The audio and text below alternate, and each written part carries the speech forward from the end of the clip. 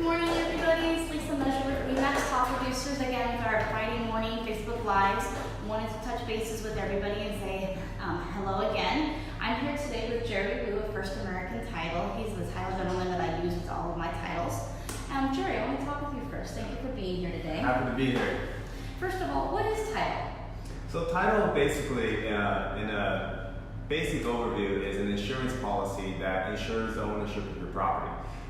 So when you buy a property, you want to make sure that nothing from the past can come back and threaten the ownership of your property. So that's what we do at First American Title. That's what title insurance is. We provide ownership insurance. Okay, and then when you're buying a home, it's very important to decide which way you're going to hold your title in, and there are several different ways to hold title in. So what do you mean? How are the different ways that we can hold title? So that's a really good question. So a lot of people ask, like, okay, I have to choose a way of holding title. Why do I have to choose a way of holding title, and what does that mean? So there's a variety of ways of choosing title, how you hold title when you buy a house, and basically it comes down to what happens to your house if one day you were to pass away.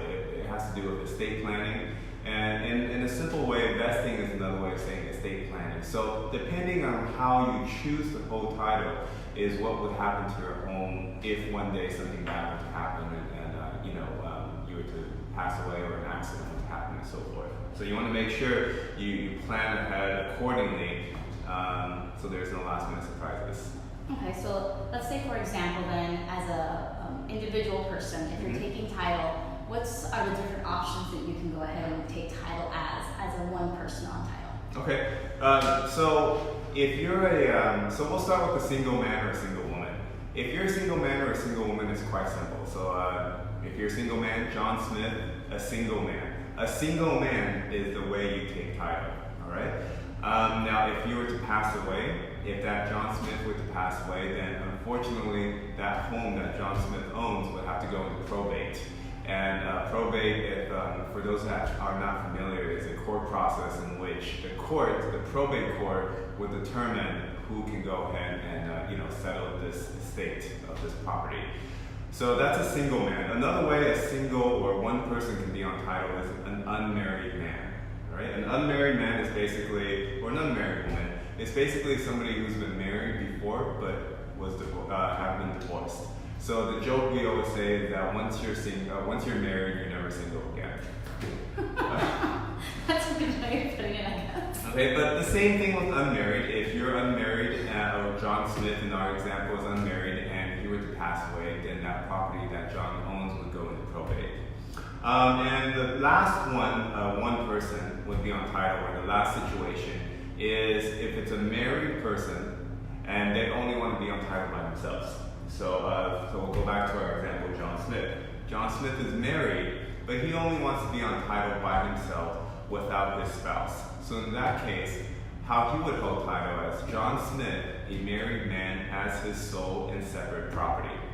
And if he were to do that, John would have to know that his spouse would have to sign off what we call a deed, a quitclaim deed, in order to allow him to be on title by himself as a married man. And that quitclaim deed would be then allowing for the wife to know or the other party to know that they are buying this home without them being on title, to make them aware and they have no quote-unquote rights to the property. Is that correct?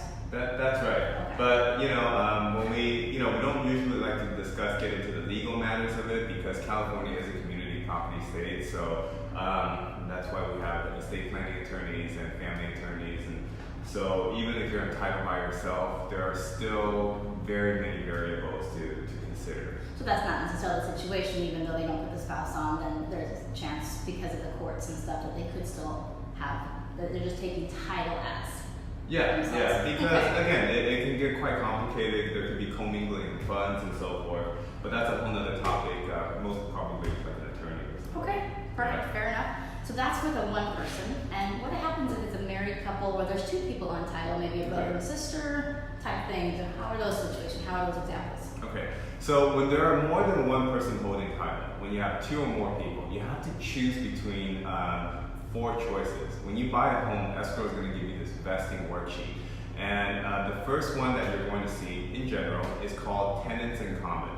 All right, so let's use our example, John and Mary. they're just two people. They don't have to be spouses. They're just two people. Could be friends. Could be husband and wife. Could be brothers and sisters. They're just John and Mary. All right. So they can choose to hold title as John and Mary, tenants in common. With tenants in common, it's important to remember that there's no right of survivorship benefit.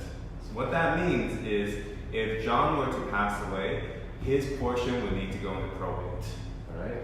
But tenants in common is also one of it's the only option to allow John and Mary to hold separate interest.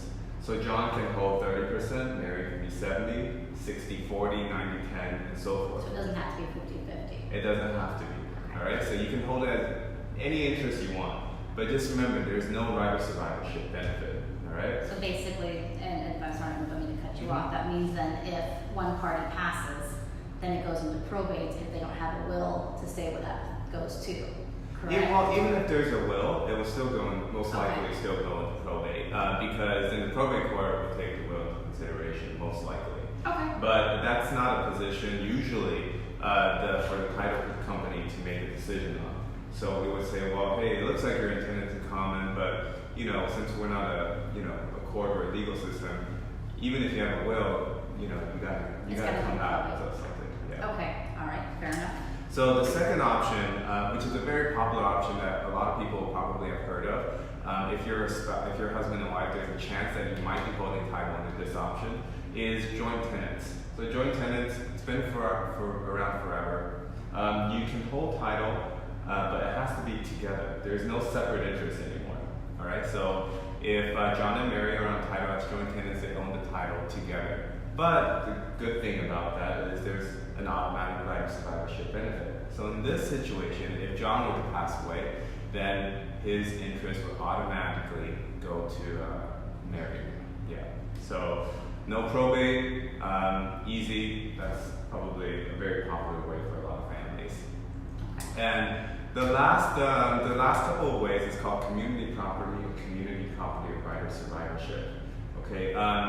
I'll talk mostly about community property of right of survivorship because that seems to be the more popular one. So community property of right of survivorship is reserved only for spouses. So only spouses, and in California it could be husband, wife also. But it's only reserved for spouses. You have to hold title equally, just like joint tenants. They own title together.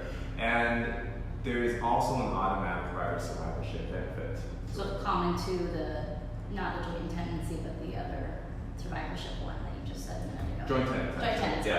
Okay. So it's very similar to joint tenants, except it's reserved for spouses. So then the next question you often ask is, then why would I choose community property or right of survivorship over joint tenants? If they both have to be equal in interest, and they both have automatic right of survivorship benefit. And there's a thing called, the reason is because of community property and community property right of survivorship, there's a capital gains tax advantage that one might get if one of the spouses were to pass away. Okay, it's called a step-up tax basis. So I don't think we're going to have time to go over that. So I suggest if you're reading or if you're watching this, just Google step-up tax base. It has to do with capital gains if one person were to pass away. And it's a lot more advantageous if you are holding title as community property or community property of right of survivorship. Okay. We could do another video on that in a couple weeks maybe too. Maybe we should get an attorney to come in and talk about that as a person. Yeah. Right. So it's really powerful. So I really recommend you guys look it up. It applies to 1031 exchanges. Could apply to if your property was held in a trust. Basically, it's going to save people a lot of money, or potentially could save them a lot of money if they're to sell their house, at least a capital gains tax. Okay, so then you just mentioned the trust aspect. So I have had a couple of attorneys recommend putting properties into trusts versus in joint tenants or any of the other options that we've discussed today. So what are the benefits or what are the reasons that you want to put it into a trust? So first and foremost, I think a lot of people have heard that, hey, it's a great idea to put a property into a trust. You have to remember, when you go to an attorney, usually you go to an attorney or I don't usually recommend it, but I think there are some online services to create a trust as well. Usually when you go to an estate planning attorney to create a trust, you have to remember, after you create the trust, you have to title your home into the trust as well. Right. So some people think that I have a trust, then I'm good. But no, you actually have to change the title of your home to the trust as well. And usually the attorney who helps you set up the trust will do that. Okay? But when you set up a trust, what's great about it is you have already listed in the trust who is going to be the trustee. And the trustee is basically just like the manager of the trust who signs on behalf of the trust, right? If this trustee were to pass away, who would be the next trustee in line? And if that trustee would not be able to perform, who's the next trustee in line, right? Basically the way that you want things to be done when you're up on your passing. Exactly. So it's estate planning. You know, it's planning for the future, unfortunately, the inevitable. Right. Yeah. And also at the same time, you have already listed out your beneficiaries, right? So hopefully there's no squabble after if something were to happen to the deceased, and you've done your job to kind of settle your estate to make sure there's no infighting afterwards. If a property isn't a trust, does it have to go to probate still too? Generally, no. So what typically happens is this. Now, this isn't all scenarios, but this is many scenarios. So you have John and Mary that are husband and wife, right? They're like, you know what? We have 2 kids now. We have 3 kids now. We should do a little estate planning. So make sure, in case something were to happen to us, everything's okay. Yeah. So they go to an estate planning attorney and say, we want to create a trust. Now, first of all, let's talk about the roles, right? John and Mary are going to be the trustors, most likely, because they own the trust. So whoever is the trustor is who owns the trust. Then the attorney's going to say, well, John and Mary, who do you want to have be the trustees, right? Right. And again, the trustee is kind of like the manager of the trust who signs on behalf of everything. So most of the time, they're going to make themselves the trustees. So they're going to say, I'm going to be the manager of our trust. But they're going to say, but my sister is going to be the successor trustee in case I pass away. And in case she's unable to perform, then my brother-in-law or whoever is going to be the successor trustee after that, right? So it's all listed. And then, more than likely, my 2 kids are going to be the beneficiary. So if one day John and Mary were to, God forbid, get in a car accident, both of them were to pass at the same time, then it's okay because there's another person, I think, I said the sister would be the trustee. Yes, the sister would be next in line to make the decision. Exactly, and then the beneficiary would have already been listed out and so forth. Just makes this process a little bit easier to make sure that we know what wants to happen during the unfortunate passing of somebody. That's exactly it. That's exactly it. So with with vesting, I always like to relate it to estate planning. It's basically planning for the uneventful or the inevitable. We all end up having to be there. Unfortunately, it's not a very fun topic to talk about, but it's a reality. Yeah. We're all going to be there one day. Hopefully in the latter than the year. But definitely, it's these are very important different ways to hold title, and we are not attorneys and we're not estate attorneys, so these are all just information purposes only. We can't make a recommendation on how we say that you should take title. If you want a recommendation, we do advise that you go talk to an estate planner. If you are curious on if you currently own your home now and you don't know how your title is being held, feel free to reach out to me. My name is Lisa Mejri. My phone number is 909-583-7844. I'll be happy to look it up for you and let you know on how your title is currently being held, because I know that is a very common question when things like this come up. And that's a interesting thing that you mentioned, because a lot of people find out and then they're like, oh, actually, I talked to my attorney, they said that I should do community property, or maybe you watched this video and you got some information. You can change how you hold title at any point. So don't worry if you have paid tenants in common and now you want to be joint tenants or vice versa and so forth. There are ways, so make sure you contact Lisa and she'll give you help set up, or she'll help you get set up with that. Thanks, Jerry, for being here. I appreciate you being here time today.